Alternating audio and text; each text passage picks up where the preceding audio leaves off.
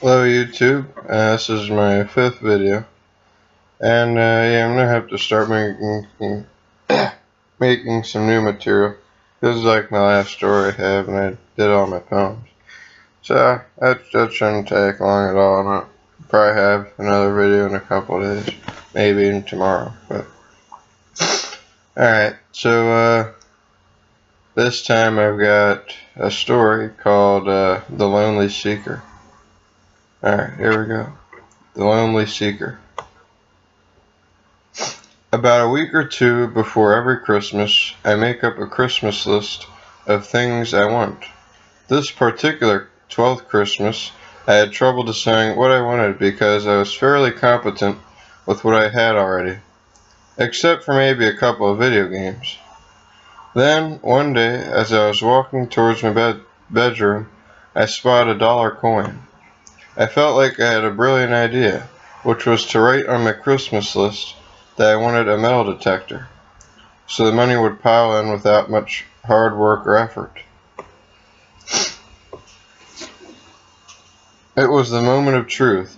When my mother woke me up, I hurriedly ran into the living room, and I saw a long present which I knew exactly what it contained.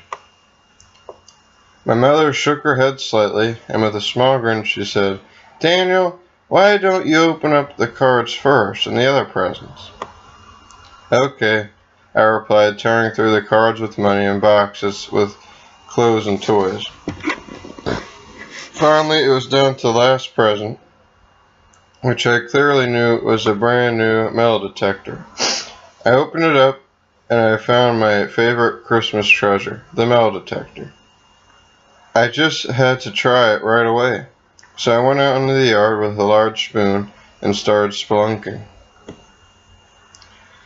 I held my metal detector as close to the ground as possible without touching it, the dirt, like two repulsing magnets.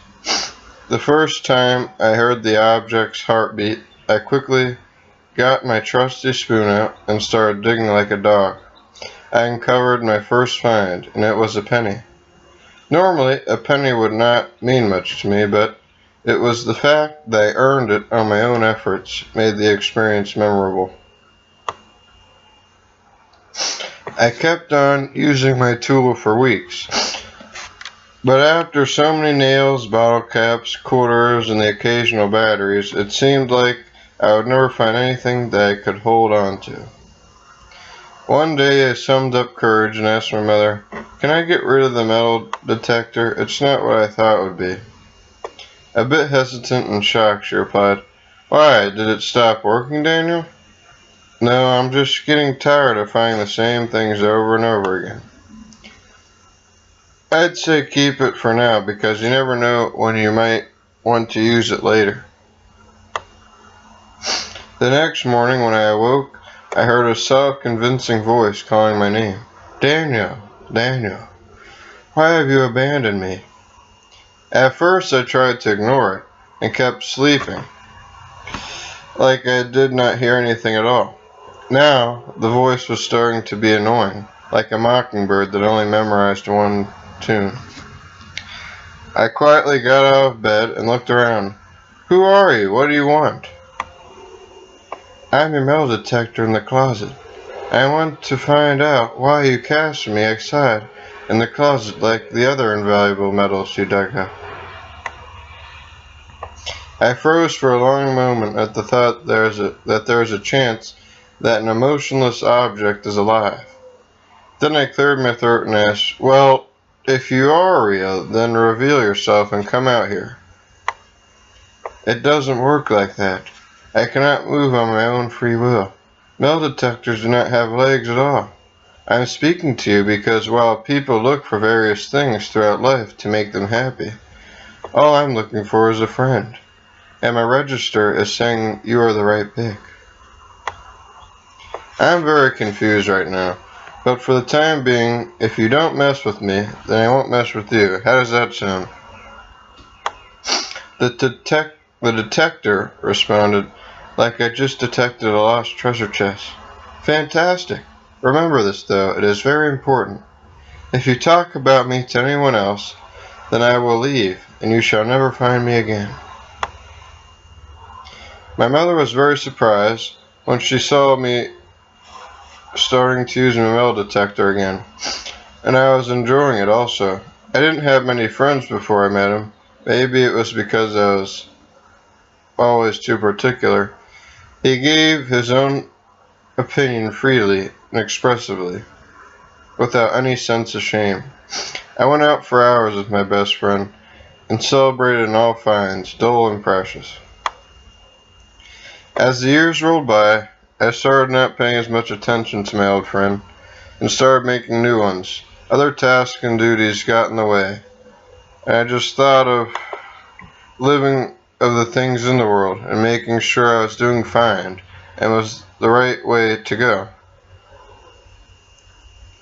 I moved on with my life, out of a new school and home and into a new one.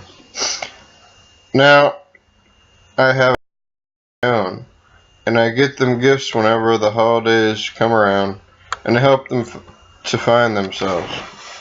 I sure wish I could see my old friend the metal detector again and go on an adventure with him so I could find that same thrill again of when I was younger. The detector appeared in my lap, and we were out for another hunt. Years later, when Daniel's wife passed away and his kids were on their own, he bought an enormous sailboat as long as 2 school buses and kept looking for lost treasures buried in time. Some claim to have seen a man that seemed to be talking to himself with the detector on board, and others say that he is a madman who has no purpose. Legend has it that he and his detector sunk to the depths of the sea, vanishing forever, which nobody has ever found yet. So that's the Lonely Seeker. I hope you liked it. Yeah, I should have some more new videos coming out pretty soon, but yep. I noticed I have 1 subscriber, so that's good.